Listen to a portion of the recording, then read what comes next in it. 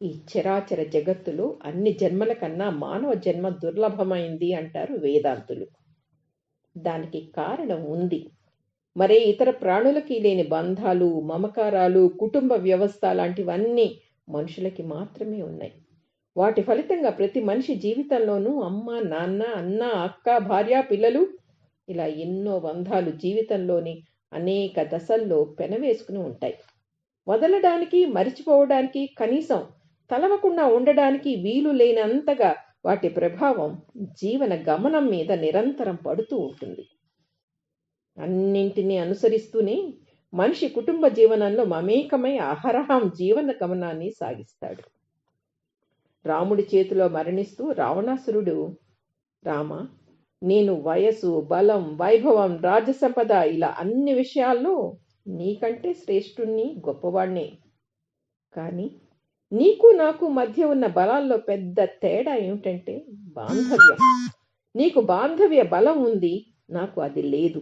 ఎందుకంటే దాన్ని నేను పెంచుకోలేకపోయాను. నీ వెనుక రాజ్యంలోని ప్రజలతో పాటు నీ సోదరులు, బంధుగణం అంతా అండగా ఉన్నారు.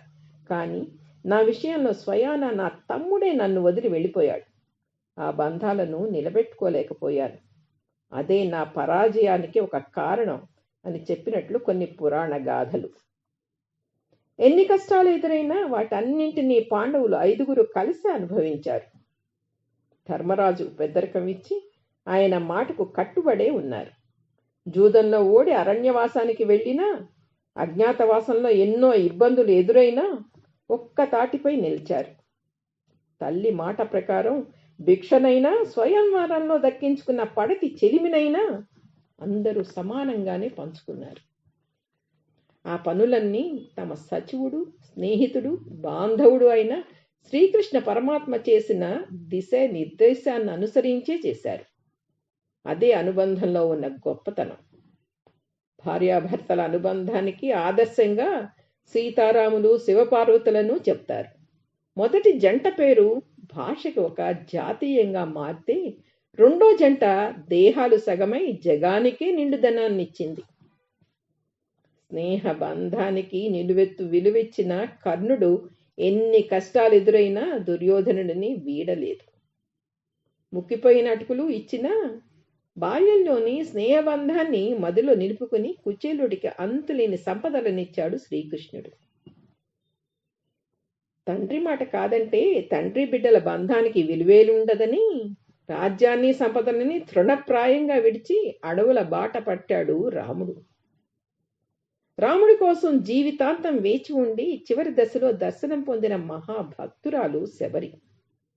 రంగనాథుణ్ణి తన భర్తగా భావించి అనుబంధాన్ని పెంచుకుని ఆయనలో లీలమైన కథ గోదాదేవిది. మీరాబాయి, సక్కుబాయి లాంటి భక్తురాళ్ళు, అనేక మంది భక్తులు రకరకాల బాంధవ్యాలతో భగవంతుడిలో ఐక్యం చెందాలని తపన పడి సాయుధ్యం పొందారు.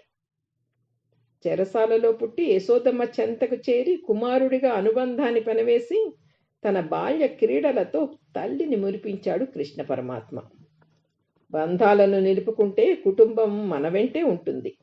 అప్పుడు ఎంత కష్టంలోనైనా, ఎలాంటి యుద్ధంలోనైనా గెలుపు మనదే అవుతుంది.